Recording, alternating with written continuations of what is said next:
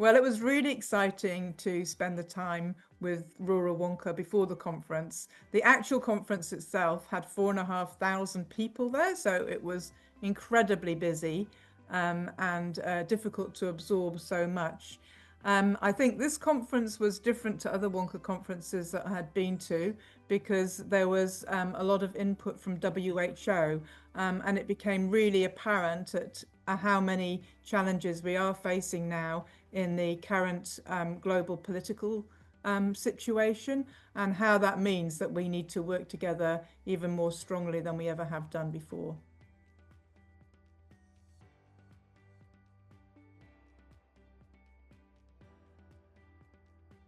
So rural Wonka is in 2026 is going to be a really important place to continue the discussions and the collaborations that have already been started over many years, and to bring in our wider rural health whānau into those discussions. There's no doubt at this time that in order for us to be successful as rural health advocates, we need to strengthen our collaborations and partnerships. And the more that we can do this on a global stage, the more successful we can be for promoting excellent rural healthcare for all people.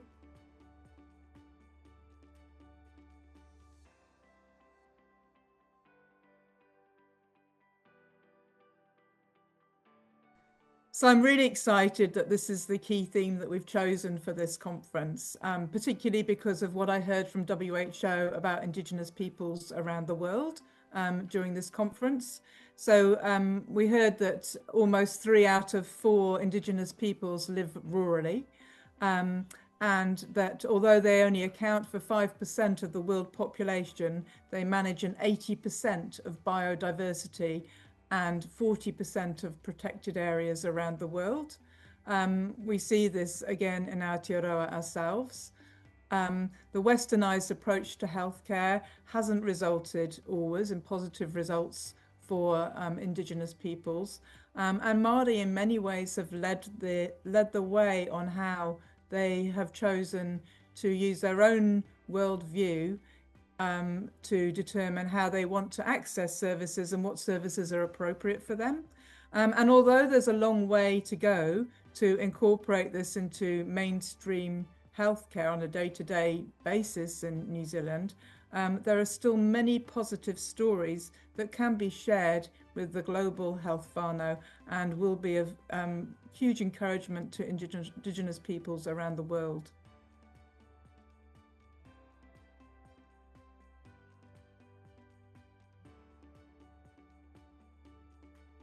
So this is a huge opportunity. It's the first time that we've ever held Rural Wonka in Aotearoa, New Zealand. It's going to mean that our conference is likely to be much bigger than our normal size, and we will be having increased energy and expertise coming in from all over the world. From the workforce point of view, we've got experts, global experts on training people rurally from all over the world. And indeed, we have our own experts, of course, around rural training in New Zealand. And I'm really excited to see how these conversations come together to come up with solutions, not just for ourselves, but for other areas in the world. Regarding communities, I think understanding the global challenges around rural health is a useful thing to start with, and then seeing how integral rural communities are around those solutions to that, that we really need our rural communities alongside with us to advocate for rural health for all and good quality, accessible rural health for all. And I'm excited again to widen the conversation. We're a bit of a different organisation to the normal organisations that sometimes run rural Wonka conferences. So widening the people that are within those discussions, I think, is a great thing that we bring to the table as New Zealanders.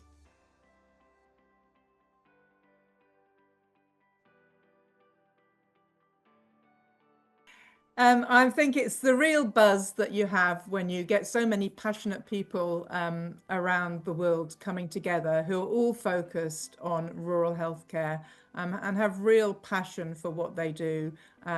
We share common challenges around the world, and we all have our own slightly different nuances to that and slightly different solutions. But to collaborate and to build partnerships, to bring our data and come up with solutions is what this is all about. And I'm really looking forward to what we can leave as a legacy for Aotearoa, how we can build upon our rural health strategy so that we see long-standing, sustainable, accessible, equitable, quality rural healthcare for all.